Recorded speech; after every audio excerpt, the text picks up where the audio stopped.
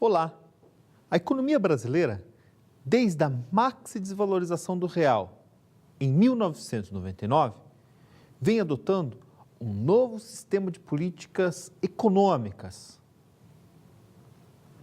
E, na aula de hoje, pretendemos analisar o desempenho recente da economia brasileira e seus principais desafios, dado a essa nova dinâmica das políticas econômicas do governo.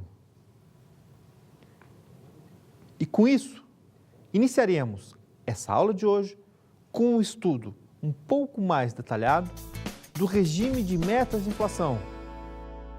Isso é, um regime de política monetária que tem como objetivo manter a inflação em níveis satisfatórios.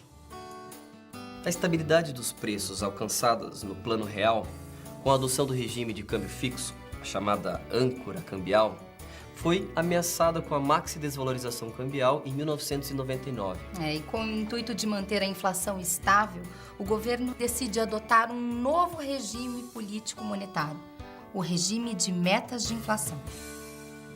Esse regime de metas de inflação foi adotado oficialmente pelo Decreto-Lei número 3.088, de 21 de junho de 1999, e transformou a economia brasileira de um regime de câmbio fixo para um regime de câmbio flutuante, com metas inflacionárias. As principais características desse regime monetário, ou melhor ainda, esse regime monetário segue as seguintes lógicas. Primeira delas, a inflação oficial que deve ser seguida pelo Banco Central é o Índice de Preço ao Consumidor Amplo, ou seja, o IPCA. Segunda característica, o órgão que determina a meta que deve ser seguida é o Conselho Monetário Nacional e o Banco Central é o responsável pelo cumprimento das metas estabelecidas pelo Conselho Monetário Nacional. E essas metas estabelecidas devem ser determinadas para os 2 anos subsequentes. Com isso, estabelecendo que o Banco Central, assim como o Conselho Monetário Nacional, se comprometem a manter a inflação de hoje e a inflação de um futuro próximo, ou melhor ainda, do médio prazo. Caso a inflação saia da meta estabelecida, o presidente do Bacen deve enviar uma carta aberta ao ministro da Fazenda, justificando o descumprimento da meta inflacionária.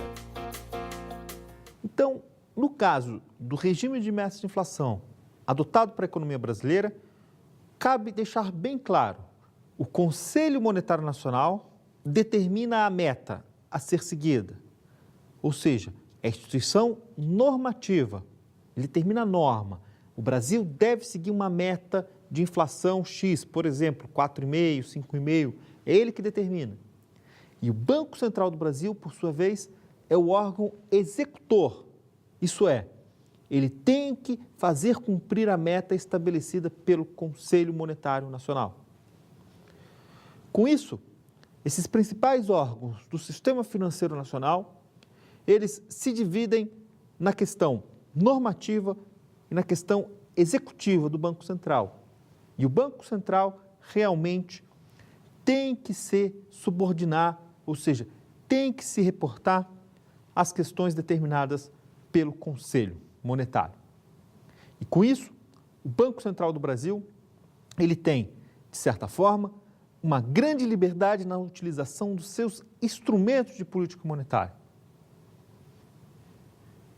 Esse regime não foi criado na economia brasileira.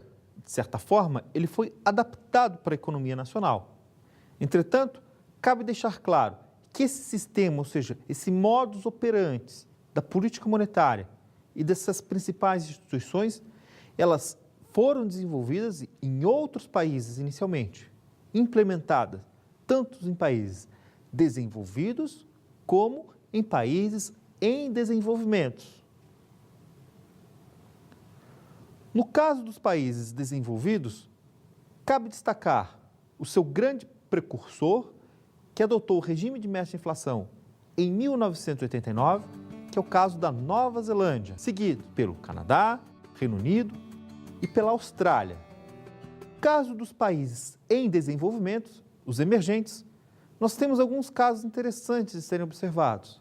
Um caso clássico na América Latina, que é o caso do Chile, que adota esse regime desde 1990.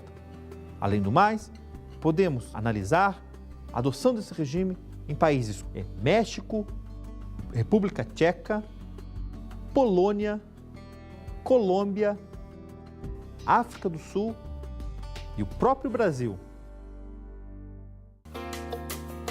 O regime de metas no Brasil vem sendo operado com a taxa de câmbio flutuante e sendo determinado pelo mercado de divisas. E o regime de metas de inflação, no caso brasileiro, foi adotado após essa maxi desvalorização do real frente ao dólar, no qual se descarta a possibilidade de se manter a âncora cambial e, naturalmente, o câmbio passa a ser determinado pelo próprio mercado.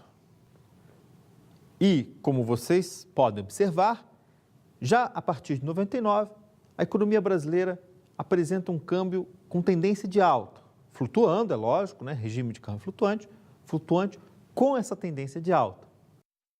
E especificamente, cabe deixar bem claro que a partir do segundo semestre de 2001, o câmbio sobe muito forte, passando, em alguns casos, da casa de R$ 2,50 o dólar para quase R$ 3,00 já em 2002.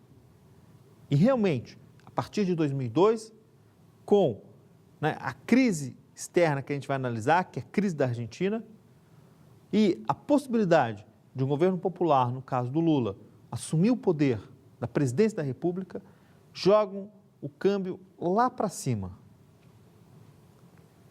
E é nesse período que a gente tem que analisar como que a economia brasileira se comportou. Ou seja, o que jogou uma taxa de câmbio tão alta, visto que ela não tinha motivos estruturais para se sustentar. E daí, podemos destacar que, desde 2001, a economia argentina vinha apresentando uma séria dificuldade em enrolar a sua